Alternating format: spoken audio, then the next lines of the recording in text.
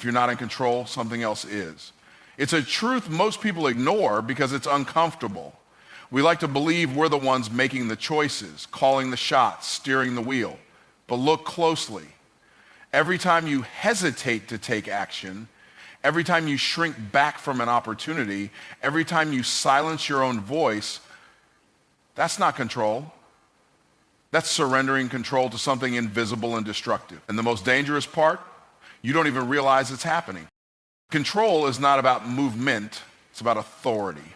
You can be busy and still not be in control. You can be working multiple jobs, running multiple errands, having a packed schedule, and yet still be completely out of alignment with your purpose. Motion does not equal direction. People confuse being active with being in control. But if your life is being pushed around by circumstances, emotions, or the opinions of others, you're not leading, you're reacting. And you were never designed to live on defense. Sometimes what's driving you isn't even yours. It could be a parent's voice from your childhood telling you that you'll never be enough. It could be a failure you never healed from. It could be trauma that's now calling the shots in your relationships, your finances, your decisions. These things take the wheel in silence. They don't scream, they whisper. And because they whisper, you mistake them for your own thoughts. But their mission is clear: to keep you small, to keep you still, and to keep you stuck. You must examine what has influence over your life. Who are you trying to impress? What pain are you still avoiding? What belief did you buy into that keeps you in cycles of almost starting, almost committing, almost believing? If you can't answer those questions honestly, you'll spend years driving in circles and call it progress. The truth is, something is always steering. The only question is it intentional or is it inherited? Look at your routine. Look at your reactions. What do they say about who's really in control? If fear is dictating your schedule, then fear owns your future. If comfort determines your effort, then comfort is your master. If comparison decides your direction, then you're following a map designed for someone else's destiny. These influences don't walk into your life with labels. They sneak in through subtle agreements, the things you say yes to without realizing the long-term cost. Many people blame their lack of progress on not knowing enough, not having enough, not being ready. But the truth is, readiness is not the problem. Ownership is. You cannot master what you refuse to claim. And until you take radical ownership of your time, your thoughts, your choices, and your voice, you will always be led by forces outside of you. You will always live in response to the world instead of in command of your world. Even your language reveals who's in control. When your words are filled with, "I can't," "I'm just not built for that," or "that's just the way it is," what you're really doing is declaring your submission. Language is the GPS of your soul. It exposes the belief system you're driving with. And if your belief system is broken, it doesn't matter how fast you're going, you'll still end up in the wrong destination. We often wait for life to change before we take control, but the truth is, taking control is what changes life. Control is not about manipulating outcomes. It's about mastering your role in the outcome. It's about recognizing that while you may not control the weather, you absolutely control the sails. And until you adjust them with intention, the winds will carry you to places you were never meant to be. Some people live on autopilot for so long, they start believing it's freedom. But there is no freedom in drifting. There is no freedom in delay. There is no freedom in indecision. Those are just illusions dressed up as rest. Real rest comes from alignment. Real peace comes from ownership. But you cannot own your life until you reclaim the wheel from everything you've silently given power to. Fear doesn't have to stop you, it just has to convince you to stay still. That's its strategy. It doesn't show up in your life kicking down doors or shouting in your face, it whispers. It disguises itself as logic, as caution, as responsibility. It wears the mask of being realistic. And if you're not careful, you'll think you're being wise when really you're being ruled. Fear doesn't need chains to bind you. It only needs your agreement. If it can get you to pause, hesitate, overthink, it wins. Fear rarely says, don't move. Instead, it says, wait a little longer. Think it through again. Make sure everything is perfect first. It doesn't want to paralyze you physically. It wants to freeze you mentally. Because the battlefield is not your environment, it's your mind. That's where the war is won or lost. And every time you say, I'll do it tomorrow, fear applauds quietly, not because it stopped you with force, but because it stopped you with a suggestion you believed. What most people don't understand is that fear is a master of timing. It knows exactly when to show up, right when you're about to make the leap. It waits until you're close to the edge of breakthrough, right when the opportunity is within reach. That's when it speaks the loudest, not to push you back, but just to keep you where you are. And because you've been conditioned to believe that discomfort equals danger, you back off. Not because the thing ahead is impossible, but because the voice behind you is familiar. Staying still is safer than moving forward, at least. That's what fear wants you to think. But the real danger isn't in going too fast. It's in standing still for too long. Stagnation is the silent killer of dreams. You get so used to staying in place that movement feels wrong. Growth starts to feel like risk. Change feels like chaos. And before you know it, you're defending your comfort zone like it's sacred ground, when really it's a cage you built with your own hesitation. Every destiny-driven opportunity you're praying for is already out there. But fear will make you miss appointments that were divinely scheduled. It doesn't cancel the calling, it just distracts you from answering. You don't need fear to knock you down. You just need enough fear to make you doubt. That's all it takes. Doubt becomes delay. Delay becomes a pattern. And eventually that pattern becomes your personality. You start saying, I'm just not a bold person, or that's not me. When the truth is, fear trains you to believe that. Fear works best in silence. It wants you isolated in your mind, rehearsing scenarios that haven't even happened yet. It wants you picturing rejection, failure, embarrassment, and it wants you so consumed by those images that you never even take the shot. What's wild is that fear will have you mourning outcomes that never existed, grieving losses that never occurred, and retreating from enemies that were never real. It doesn't need evidence. It just needs imagination.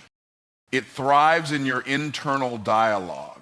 Every time you say, what if I fail? Fear sharpens its claws, but it never encourages you to ask, what if I win? It never tells you, what if this changes everything? Fear is a one-sided storyteller. It highlights only the pain, never the possibility. It's biased against your breakthrough, and if you let it narrate your life, the ending will always look like regret. One of fear's favorite tactics is false urgency. It tells you to hurry up and worry. It creates pressure where there is none. You start to feel like if you don't figure everything out immediately, disaster is coming. But fear is lying. There is no monster under the bed, but it will make you check every night anyway, because the goal isn't to prove anything. The goal is just to keep you from sleeping peacefully, from creating boldly, from living fully. Even when you do take action, fear will try to negotiate your effort. It'll say, do just enough to look busy, but not enough to risk failure. It'll have you playing small in the name of strategy. It'll make you overplan, overthink, overanalyze, but never execute. It loves when you read the books, take the courses, watch the videos, as long as you never apply what you learn. That way you feel like you're making progress without ever facing the discomfort of actual growth. And that's what makes fear so effective. It doesn't stop your life, it just slows your spirit. It makes you doubt your readiness, second guess your steps, and postpone your power. You don't even realize it's fear anymore. You start calling it being careful or waiting for the right time, but inside you know the truth. Something is keeping you still, and the longer you let it speak, the more convincing it becomes. Your calling is a vehicle, but it won't move if you stay parked. That means you can be fully equipped, fully anointed, fully gifted, and still go nowhere if you refuse to move. The value of a vehicle isn't in its shine, its horsepower, or its luxury. It's in its movement. It's not enough to just possess potential. Potential that isn't activated becomes wasted weight. And far too many people are sitting inside the calling God gave them with the keys in their hand, the engine running, and yet they remain idle, waiting on a sign, waiting on a push, waiting on a level of certainty that doesn't exist. You don't need more confirmation, you need more courage. Sitting still doesn't bring clarity, it brings confusion. Clarity comes through motion. Understanding comes through obedience. But when you park in fear, you start calling your parking space a destination. You convince yourself you've arrived because you've dressed the part, memorized the lingo, maybe even started the engine. But you're still in the driveway of destiny, never making it to the roads where transformation happens. A parked calling looks impressive but produces nothing. Sometimes we treat our calling like it's a trophy instead of transportation. We frame it on the wall, we talk about it, we post about it, we speak of it in theory and passion, but we never take the steps to make it real. Because real movement demands real decisions, and real decisions demand real risk. That's where most people flinch. That's where the parking brake gets pulled. It's easier to talk about where we could go than it is to get behind the wheel and drive into the unknown. The truth is, the unknown is the only way forward. You can't control the entire road, but you can control whether or not you move, and movement is what unlocks miracles. The doors you're praying for don't open in park. They open when you pull up. Some of the blessings you're waiting on have been waiting on you, but because you haven't shifted out of neutral, you keep missing divine appointments disguised as uncomfortable roads. The blessing is ahead, but the decision is now. Comfort is one of the greatest enemies of calling, because comfort says, you're fine here. It tells you there's no need to stretch, to reach, to press forward. But your calling was never designed to fit inside your comfort zone. It's too big. It demands more space, more capacity, more trust. And the only way to grow into it is to start moving toward it. Staying parked might feel safe, but safety is not the goal. Purpose is. And sometimes purpose looks like driving through storms to get to sunlight. People think they're waiting on God, but sometimes God is waiting on them. The assignment has already been given. The route has already been mapped. The vehicle has already been provided. The only thing left to do is drive. But that first move is always the hardest, because the moment you shift into gear, the moment you start moving, resistance will show up, doubt will rise, old voices will scream, but that's not a sign to stop. That's a sign you're finally going somewhere worth reaching. You can't prepare forever. Preparation has a purpose, but it's not the destination. At some point, preparation turns into procrastination, and procrastination is just permission for fear to keep you still. You read, you plan, you strategize, and all of that matters, but none of it replaces action. Action is the only language that momentum responds to. You cannot steer a parked car. God cannot guide what you refuse to move. Think about all the dreams sitting in spiritual garages, covered up, collecting dust, not because they aren't powerful, but because the person holding the key refused to start. You can attend every seminar, take every course, listen to every podcast, but if you never step into traffic, if you never take the risk of acceleration, your calling will remain a conversation. Power doesn't show up in your potential, it shows up in your motion. And here's the part no one wants to admit. At some point, not moving becomes disobedience. When you've been called to build, to lead, to serve, to speak, to create, but you choose comfort instead, you're not just delaying purpose, you're denying it. You can't keep asking God to bless steps you're not willing to take. Faith was never about knowing the whole route. Faith is about trusting enough to go anyway. It's about saying yes before the road looks clear, because the call itself is your permission to move. The longer you stay parked, the heavier the vehicle begins to feel. You'll start thinking the car doesn't work. You'll start questioning if you were ever called. But the vehicle didn't break, you just haven't driven it. And until you start moving, you'll never know how far it was built to go. You were never meant to just carry your calling. You were meant to move with it, to trust the one who gave it to you enough to take the first turn, press the gas, and head toward the territory he's already prepared. Your past is a reference point, not a steering wheel. It's something to look back at for understanding, not something to use for direction. But too many people are living life in reverse. They're trying to drive forward while constantly staring in the rearview mirror, wondering why they keep crashing. The past was never meant to be the guide for your next steps. It was meant to be a teacher, not a dictator. When you let what happened to you start directing your choices, your mindset, and your future, you've surrendered control of your destiny to a season that's already over. We all have a past, but the power of your past is not in what happened, it's in how you interpret it. Two people can go through the same kind of storm and come out with two completely different outcomes. The difference isn't the pain, it's the perspective. Pain becomes purpose only when it's processed correctly. If you use the past as a reminder of what you survived, it fuels you. But if you use it as evidence of why you can't move forward, it paralyzes you. That's the difference between reference and steering. One informs, the other controls. Some people have allowed past mistakes to become a full-time identity.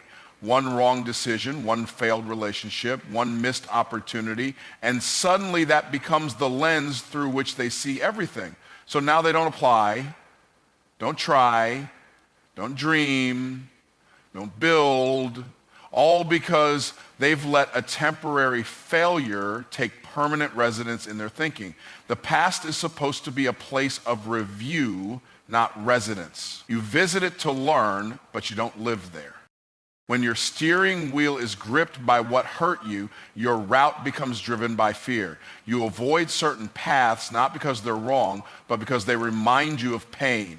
You say no to opportunities that look like where you failed, even if they're the key to where you're supposed to be. That's not discernment. That's trauma steering your choices.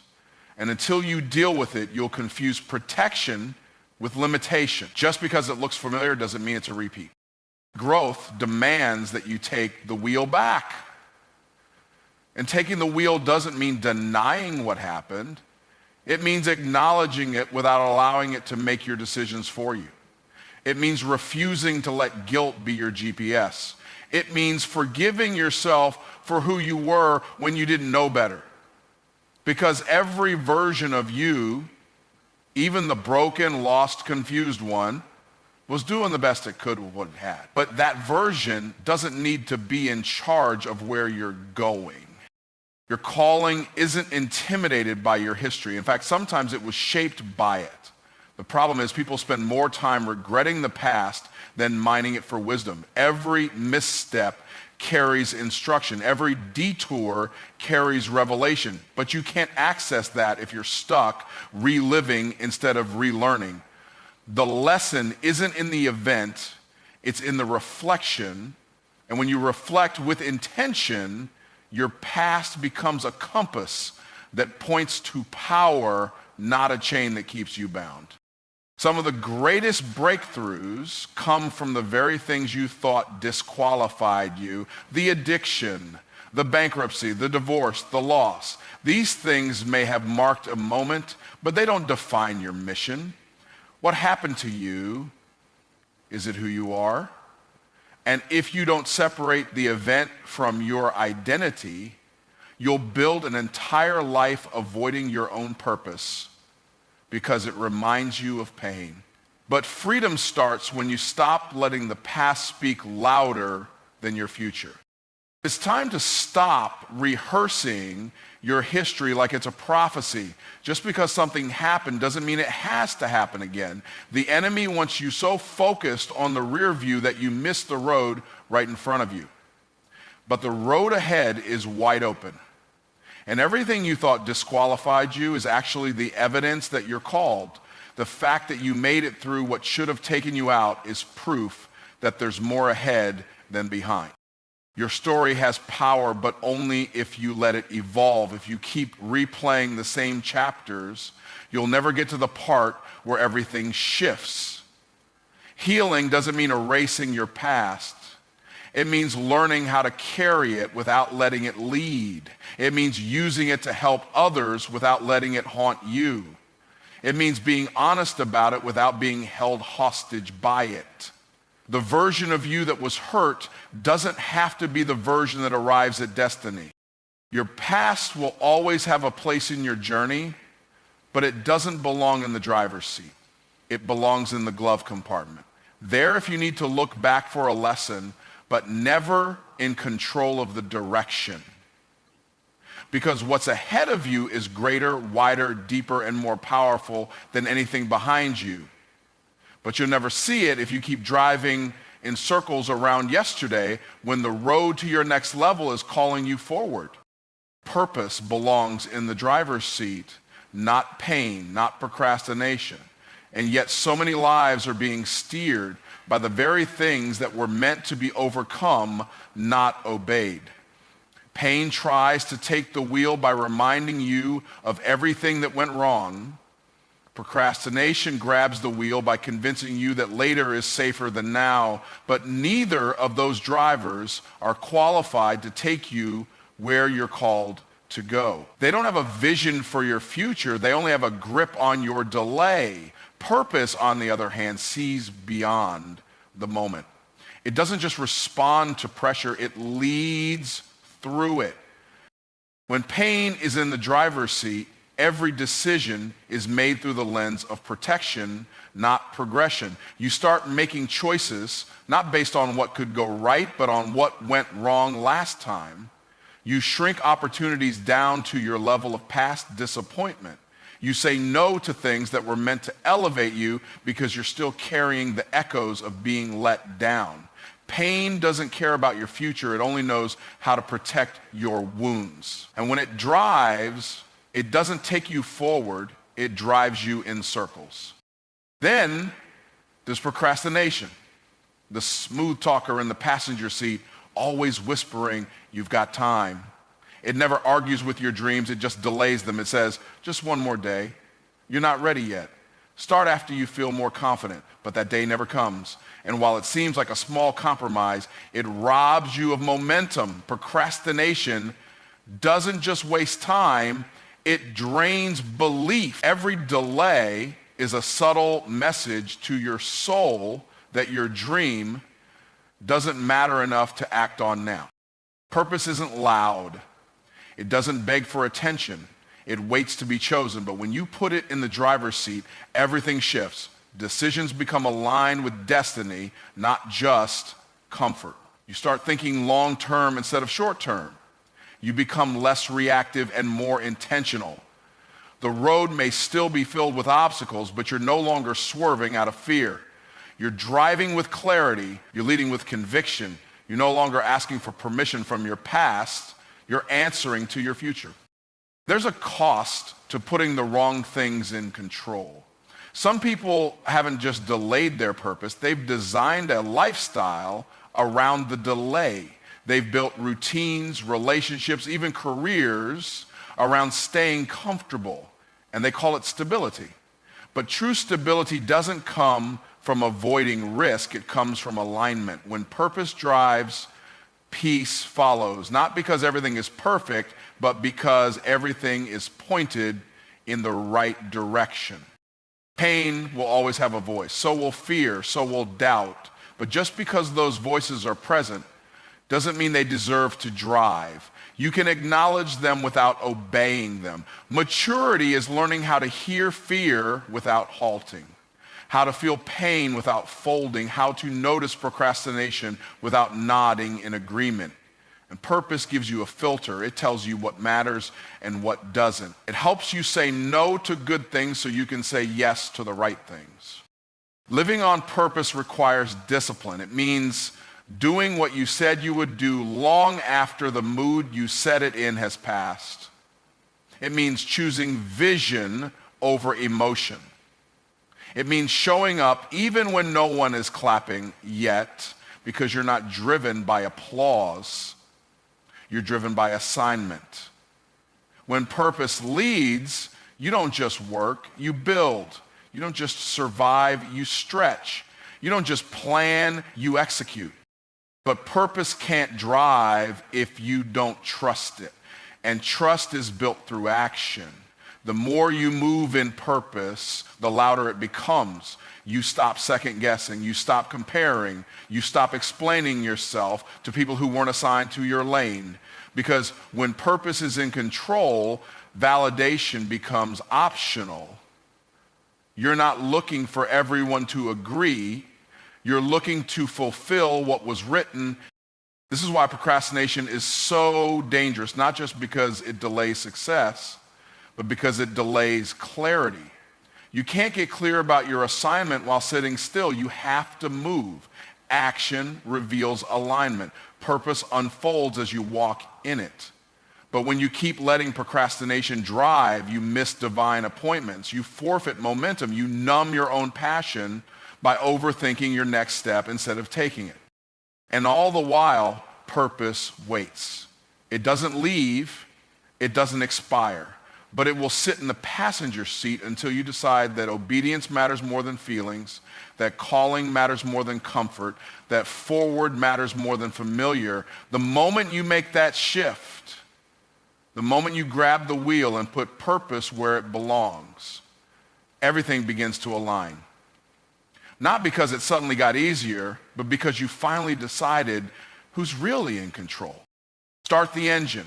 Take the wheel, drive like you were born to dominate. Every day is a new opportunity to make the decision to shift from waiting to doing, from wishing to working. The engine is already running. The potential is already there. The power is within you. The only question is, will you take the wheel and move, or will you let life pass you by as a spectator, never realizing you were meant to be in the driver's seat? The road ahead is open, but the journey begins with one choice: to start moving, to start taking action, and to start dominating the terrain you've been given. So many people are waiting for the perfect moments, the perfect circumstances, the perfect alignment of events. But here's the truth. There is no such thing as the perfect moment. The perfect moment is the one you create when you decide to move. You may not have all the answers. You may not know exactly where the road leads. But that's the beauty of it. You weren't meant to have everything figured out before you start. You were meant to trust that the engine will run as long as you keep pressing the gas. The moment you decide to go, momentum begins to work on your behalf. Taking the wheel is a declaration of ownership. It says, I'm in control now. No longer will you allow fear, doubt, or insecurity to determine your direction. You are the driver of your destiny. You can no longer sit in the backseat, letting the opinions and expectations of others chart your course. It's time to take full responsibility for your journey, for your dreams, and for your decisions. The road ahead is yours, but you must be the one to drive it. You have everything you need: the engine, the vehicle, and the power. Now it's up to you to take the wheel. Driving like you were born to dominate isn't about waiting for permission. It's about owning every inch of the road, every turn, every curve. Dominating isn't about overpowering others. It's about mastering your own path. It's about creating an environment where you thrive, where you're unapologetically in your element, and where every step you take is aligned with your purpose. This isn't about comparison. It's about confidence. You were made for greatness, but greatness doesn't show up without a drive. It doesn't happen by accident. It happens because you choose to dominate your life, your choices, your future. The world is full of passengers, people who wait for someone else to lead them, someone else to take charge, someone else to show them the way. But that's not you. You are a leader in your own life. It's time to stop being the passenger and start being the driver. There is a greatness in you that can only be unlocked when you take responsibility for where you're going and how you get there. Every decision you make can either move you closer to or further from your purpose. So why would you let anyone else take control of your direction? When you start the engine, you activate your potential. You activate the strength, the skill, the drive that has been waiting for you to realize it's there. You don't have to know everything before you go. You just need to know that you are equipped with what you need to move forward. And when you start moving, that's when things begin to align. The road ahead might be unknown, but it's also full of possibilities. The more you drive, the more you'll see. The more you move, the more you'll learn. The more you act, the more you'll achieve. But here's the key. The longer you sit still, the more you miss out on. The engine can be running, but if you're not willing to take the wheel, nothing happens. Don't wait for someone to push you forward. Don't wait for the perfect sign. Don't wait for everything to line up perfectly, because that will never happen. The key to domination is not in waiting for the perfect moment. It's in making the moment perfect by stepping up and driving. The moment you start moving, everything shifts. The more you drive, the more you shape your destiny. Driving like you were born to dominate means you stop being afraid of the bumps in the road, the setbacks, or the obstacles. It means you realize that every detour, every challenge is part of the ride.